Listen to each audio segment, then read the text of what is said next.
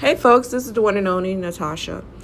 So, I wanted to talk about the Don Lemon being fired. So I compiled some videos to see or to discuss about maybe these are the possible reason that he was fired, different conversations he had and things that he have said that may offend, of course, the producers of the show and also the CEO. So I think maybe possibly these are the reasons. I went ahead and added some clips for you guys to view, and you can make your own determination as to the reason why he was fired. One of the interview was his last interview with Vivek, and you remember he also there was something published about him with coworkers, especially women, how he would say certain things about women. And that was published on some sort of magazine. I forgot the name of the magazine, but you can look at my previous videos. You will see that. And also, he has said some things, and of course, there was an article published about him, about the remarks that he have said about women, and how he insulted most of his coworkers that were women, and he have said some things. I don't know if these are the reasons why he was fired, but they probably assisted or helped the CEO and the producers to make that decision to fire him, because there was too much controversy around him, especially around the things he said, and also the article that was published. And they were under hot water. And I think another reason is because CNN is not doing really well. Their ratings have dropped, and they're trying to revamp and change certain things. So I don't think Don Lemon was the reason for their ratings to drop, because he's been in headlines because his remarks and the things he's said. But CNN, I don't know. They need to get someone, if they're since they already have fired him, they need to get someone way better than Don Lemon, because Don Lemon is very educated. He's a great speaking voice, and he's likable, and people like to watch him, and he just says the honest, ugly truth. With the Vivek guy was totally wrong. He didn't know his history. Indians didn't come to the United States until after the 80s and 90s. After the 70s and 80s. That's when they came to the United States. And half of them, they don't even know history. And according to this guy, even when you listen to him, he really didn't know history. To say that they didn't gain their freedoms until after the NRA came, that's totally untrue. Again, Don Lemon said the truth. He's like, you can't tell a black person, an African American, about history. Since I've been there, I've lived it. You can't tell me about history, and it's a fact. It's a factual statement. So Don Lemon in that instance was correct in what he was stating. And this Indian American guy was totally wrong. He did not know his history, and I don't think he's going to be a good presidential candidate. And all he talks about is the National Rifle Association. How is that giving you freedom by carrying guns and killing one another? I don't understand that. So all he's focused on is national rights, the National Rifle Organization, and we have bigger problems in the country, and he's talking about guns and freedoms to bear arms, the Second Amendment. Are you serious? This guy is stupid. And I will not vote for Vivek because he's stupid. He doesn't know his history, and he deflects and goes around questions, even important question. He doesn't answer the question. So he's acting just like a politician, a mediocre politician for that. But go ahead, guys, listen to the clip, and you make your own determination as to why he was fired or the possible reasons he could have been fired. But I had to put all these things together, and I personally think that their ratings are going down. And even though Don Lemon has made, he's controversial, but he spoke the truth at that instance. As far as the women being at their prime, yeah, what he's saying is, it all depends. I don't agree with it, but again, there was an article published about Don Lemon and all the things he said about women and stuff like that. And I think it's a plethora of things, and that just led the network to fire him. And that's what I think it is. So But the main thing is their numbers are going down. And he actually helped them this time because people were just watching, tuning in. But then their numbers were going down. But I don't know. You guys tell me, leave me a comment and let me know. What do you guys think? We are happy to have you on. I'm going to talk to you more than just about Fox News, but good morning to you. Thank you for joining us. Glad to be here. here. What do you make of this decision to settle this case? I mean, it strikes me as a cost of doing business. If you're going to be a news network, I think it's happened to CNN. I think it's happened to a lot of news networks. That has not it's a cost happened of doing to CNN. business. This has not happened to CNN. This is never the been sued for largest- defamation. Never been actually settled. This is the largest it's definitely in large. history. And Fox appears to have the largest viewership and the market capitalization. So I'm not familiar with the details of this case. I'm actually more interested in issues relating to this country than disputes with media companies. But I will say that it strikes me that from But you're CNN not familiar, to Fox honest, News. you're not familiar with the case. You're not familiar with the lies about the 2020 election, about the election being stolen, that Dominion was somehow, fixing the votes. I mean, that's why they $787.5 million. You're not familiar with that? And you're running for president? The details of a private dispute between a commercial dispute and the details of what the dollar figures are, that's not where I spend. That's really not where I spend my time. But what I will say is, look, there's defamation cases. People settle businesses. If you settle business disputes, Fox settled this one. It's actually not, I think, the pressing issue for the nation of what Fox News' settlement is. I disagree with that because as you just admitted, you said Fox is the largest viewership, one of the largest viewerships among television networks, and especially cable networks, considering the eyes, the American people who are tuning in to Fox News to get their information and to get it accurately. I'm surprised that you would say that you're not concerned about this, and this is not something that is hugely pressing for the American people. Here's the way I look at it. Freedom of the press is the First Amendment in the Constitution. Oh, exactly. You nailed it. The freedom of the press. So we have CNN, we have Fox. I'm here with you guys. I go on Fox News. I think that's great that we have a marketplace of ideas in this country. What I worry more about, Don, is the trend that we see in this country to controlling what different parties are actually able to say. The American way to bad speech is more speech. And so I think we need to actually embrace that culture and a more diverse marketplace of ideas. That's something we haven't done well enough in this country. With all honesty, you're not answering the question. You're giving us platitudes about... I'm actually unsure what your question is, Don. Do you want somebody to bash Fox News on CNN? No, I'm not if that does you favors, then I'd be happy to do that. I'm not asking you to bash Fox News. I'm asking you to be honest about what happened on Fox News, about the lies that were told and them having to admit the lies and paying the largest defamation settlement to a media company in history, and you are a frequent guest on that network. Are you concerned about the credibility? Are you going to continue to go on that network even with those credibility issues? I have far more concerns with the credibility of what we will call the mainstream media than I do with the credibility of Fox News. But Fox is the mainstream media. At the end of the day, what I say is, look, neither you nor I know the details because they settled it before it went to trial. I think the obsession over this is a little weird. Vivek, listen, it's a little bizarre. I don't want to get into... There's real issues to talk about in the country. Why are we talking about Fox News and the settlement? This is a very big and important story. And I'm not going to... We have much more that we want to talk I think we should. About. But we will get there when we're ready to get there. We have you on to talk about these issues. This is a very important issue, and it should not be downplayed. This has to do with American democracy and Americans learning the truth about what happened in the 2020 election. You want to know what? You don't think that's important? I hear a lot about comparing it to CNN is not this apples and oranges. It's not the same thing. Well, it's different networks. Yes, apples aren't the same as oranges. You get one view through CNN, you get a different view through Fox News. I think that's good in our marketplace of ideas is that we have media that offers diverse perspectives. And you want to talk about threats to our democracy? One of the threats, and that phrase is an interesting one, threats to our democracy. I think one of the biggest ones is the chilling effect on speech in our country more broadly, where if somebody says something that a broad segment of the population or certain people in the government disagree with, there's an increasing trend in our country to silence that. And the answer to bad speech and alleged misinformation is not less speech. It is more speech in the marketplace of ideas. That's actually what a free press really means. We're going to move on, but your answer was good, but it's not about what's actually happened. It's not relevant to what's happening. I think the answer to what happened at Fox News is to tell the truth. Media companies are tasked with telling the truth. That did not happen in this situation, and that's why we're asking you these questions. But let's move on. Let's talk more about a diverse exchange of ideas. That's what I'm in for. Thank you. Glad you're here this morning.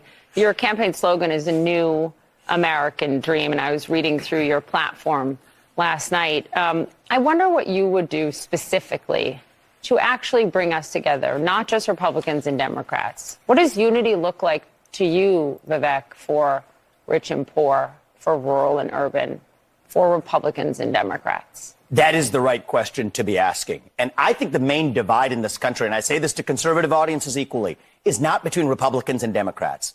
It is between those of us who are pro-American, embracing the ideals that set this country into motion, and I think an increasing strain in this country that is anti-American, that wishes to apologize for a nation founded on those ideals.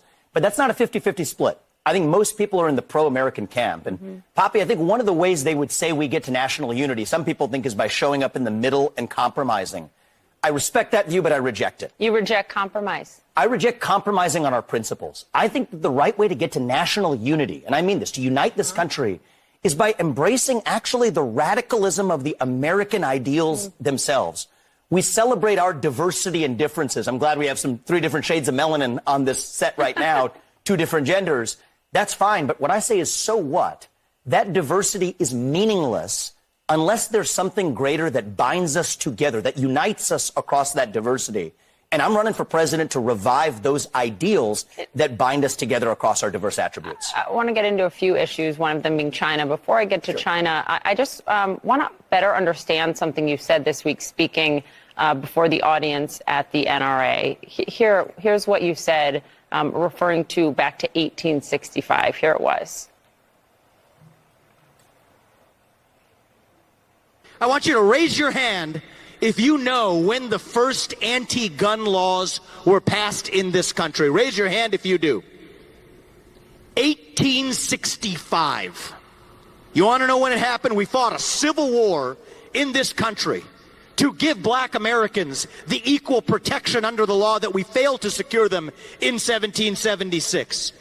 But then you want to know what happened? Southern states passed anti-gun laws that stopped black people from owning guns. The Democrat Party, then as in now, wanted to put them back in chains. Then as in now, that's quite an accusation about the current Democratic Party. Who and what were you referring to? I was referring to Joe Biden and his expression of wanting to put them back in chains, dating back to Lyndon Johnson. I think Lyndon Johnson's so-called Great Society was one of the greatest misnomers in American political history, where even back then in the 1960s, 70% plus of black kids were born into 2-parent homes. Today, that number is less than 30% in the opposite direction. The very policies that we implemented in this country in the name of helping black Americans have actually been disastrous for black Americans and all Americans. And I think that that's something that we need to wake up to. In 1865, you were talking about the black codes, right? That's right. Passed, enacted to make it a crime for a black person to carry a gun in the Exactly. South. But you're equating that to the current president? You're referring to economic chains? What are you saying? Well, I was referring to Joe Biden's, I think, ill-chosen expression to say they're the party that wants to put you back into chains. What I'm actually saying is that if you look at the policies of the modern Democratic Party. About Democrats. Absolutely. So what I'm saying is that actually it's policies like that of Lyndon Johnson and Joe Biden that are actually holding black Americans back. The war on poverty? Yes, and in particular, his Great Society, where he actually created incentives in the family, where if you're a family, you could actually get more money by not having the father in the home. Guess what you get? You get what you pay for. And I think it's been really bad for the black community. I think it's really bad for all Americans. Do you have anything on this before I move on to China? I don't see what one has to do with the other, but go on. I took up a lot of time with Fox Oh, News. it's fine. We have time. I don't really see what one has to do with the other, especially consider and using the Civil War to talk about black Americans. That war was not fought for black people to have guns. That's not. That war was fought for black people to have freedoms in this country. Yeah. Actually, that's why the Civil War was fought. Okay. And the sad but that part wasn't about fought it. for black people to have guns. I think. Actually, you know, funny fact is, black people did not get to enjoy the other freedoms until their Second Amendment rights were secured. And I think that that's one of the lessons that we still learned. aren't allowed to enjoy the freedoms. I disagree with you on that, Don. I disagree with you. And I think you're doing a disservice to our country by failing to recognize the fact that we have equality before the law. When you are in black skin and you live in this country, then you can disagree with me. But we're not. You mentioned that we I have disagree. 3 different shades Don, I of think we have to be able to melanin talk about these issues in the open, regardless of the color of our skin. Black Americans today, to say that, compare that to 1865 and 1964, I think for you to compare it to absolutely 1865 and have equal rights in 1964 this is country. actually, I think it's insulting to black people. It's insulting to me as an African American. I don't want to sit here and argue with you because it's infuriating for you to put those things together. It's not right. Your telling of history is wrong. What part of the history was wrong? What part of the history was wrong? That the Civil War was fought. You're making people think that the Civil War was fought for black people, only for black people to get guns and for black people to have. The Civil War was fought for black people in this country to get freedoms, a noble mission. And I think that Even Yes, after, you're right. even But it after wasn't- we but succeeded, we had to actually secure reduce those it- freedoms. To reduce it in a speech at the NRA to say you're making people think, or you're trying to say that black people to get guns, that was the reason that you're there at the NRA. That was the reason for the Civil War. It I is think a that's fact. reductive. It's not and I think reductive, it's Don. insulting. There are a whole plethora of reasons that for Look, the Civil with due War, respect, I find your explanation reductive and actually insulting, including to black Americans, to say that black people today, compared to 1964, 1865, haven't made progress in part because of the freedoms we secured. And the Second Amendment was Black part people, of what hang secured on, that please. freedom. I cannot keep a thought if you guys are talking to me in my ear. So hang on one second. So to say that black people, say what you said again. Black people secured their freedoms after the Civil War. It is a historical fact, Don. Just study it. Only after their Second Amendment rights were secured. They That's were a not fact. secured their freedoms after the Civil War. That is not. You are discounting Reconstruction. You're discounting a whole host of things that happened after the Civil War when it comes to African Americans, including the whole reason that the Civil Rights Movement happened is because black people did not secure their freedoms after the Civil War, and that things turned around. People tried to change the freedoms that were supposed to And you know happen how they after the got Civil it? War They got their and Second Amendment Reconstruction. rights, and they actually got the NRA played a big role in that. But today, Don, the NRA did not play a big role. Absolutely, in they that. trained That black Americans is how a to use lie. firearms. That's a lie. That's not. The It's NRA actually- did not play a big role. This in is that. just historical fact. It's But not Don, historical fact. the part that I Just find because you say it's historical the fact, part that it's I not find historical fact. insulting is when you say today black Americans don't have those rights after we have The gone fact through that I find civil rights insulting revolution is in this that country. You are sitting here telling an African American about the rights and what you find insulting about the way I live, the skin I live in every day. Here's where you and I know have the a different freedoms point that of view. black and white that black people don't have in this country, and that black people do have. Well, here's where you and I have a different point of view. I think we should be able to express our views regardless of the color of our skin. We should have this debate I'm not saying you without shouldn't me express your regarding views, you as a but I think black it's man, insulting that but you're me sitting regarding you here, as a fellow citizen. That you're That's sitting what I think here, we should see. whatever ethnicity you are, explaining to me Whatever ethnicity about I'll what tell it's you- like to be black. Whatever in America. ethnicity I am, I'll tell you what I am. I'm an Indian American. I'm proud of it. But I think we should have this debate. Black, white, doesn't matter. I think we should have this on debate. the content of the If you're ideas. going to do it, you should do it in an honest way and in a I fair think- way. And what you're doing is not an honest and fair way. Okay? But we appreciate you coming on. With Thank due you for respect, that. Don, I look forward to Thank you very continuing much. that I appreciate it. conversation. Of your organization. If the mission of your organization is to foster a particular worldview, in this case a woke worldview, and to advance that, that's a perfectly legitimate. We live in a free country. You're allowed to start an enterprise where that's your purpose. Don Lemon would make a great host. But if your stated mission of your organization is what Chris Licht, the new CEO of CNN, says their mission is to foster diverse viewpoints and actually engage in the purveyance of news and opinions that are diverse in nature on your programs, then Don Lemon would not be a good host if he shouts down guests on the basis of the color of their skin, saying they can't make those arguments, and you didn't have the segment where he was also shouting at his producers and preventing his co-host from getting into the conversation. So it depends on what the mission of your organization is. CNN has stated its missions. I think it would be very consistent with that mission for them to find a better anchor than Don Lemon. So I'm happy to have played the final role in squeezing the lemonade out of the lemon and moving on with it. So I think more debate's what we need. I think it's the wrong road to go down. She says people, politicians or something are not in their prime. Nikki Haley isn't in her prime. Sorry. A woman is considered to be in her prime in her 20s and 30s and maybe 40s. What are you That's talking? Wait. That's not according to me. Prime for what? It depends. I mean, it's just like prime. If you look it up, if you Google when is a woman in her prime, it'll say 20s, 30s, and 40s. I don't necessarily. 40s. Oh, I got another I'm not saying I decade. agree with that. So I think she has to be careful. Wow, dig yourself a hole there, son. About that, I mean, you look pretty fly. You look pretty fly. Okay, that's it. No, I'm All right, kidding. wait a minute. You've been making some headlines. I'm not going to ask how you are. You seem like you're doing okay, but was it truly a surprise I'm not making headlines. What a surprise. leaving CNN? I think that my statement speaks for itself. Yeah, it was a surprise, but life goes on. That's behind me, and we'll see what happens in the future. But Do you have a game plan for what's next? Are you going after the company? What's going on? Give me.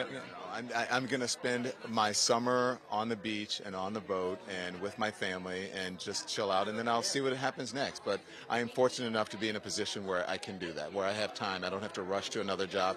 Even if I want another job, I do. I want to work again, but I'm lucky enough to be in a position where I don't have to worry about those You things. seem excited for a new chapter. I am excited for a new chapter because I think, life is short, and you have to, whatever life hands you, you have to bob and weave and do it. I didn't think I would be at work one evening, and I'd get a phone call that my sister had died. But I had to deal with that. I didn't think that, my dad would die young of diabetes. I had to deal with that. You know, and so there are lots of things that come your way that are unexpected, but I'm a survivor. I come from strong, sturdy stock in Louisiana, and a lot of people who are rooting for me and who love me. And of course, this man standing right behind you. Here, Tim. So you're leaning on this guy quite a bit, I assume. A lot. Has he been driving you nuts? No. Just a little bit. A little bit. But it's nice you have. But I always drive him nuts, so it's nothing No different different. than any other week. But as you know, he's my biggest supporter, so yeah. Is there anything you would have done differently looking back? No, I live my life with no regrets. And whatever I did, and I own. And so, no, I don't look back, and I don't want to change things in the past. I would love to bring my sister back, but that's not going to happen. You can't turn back time, and you can't go, in the past. So, onward. All right, my man. See you.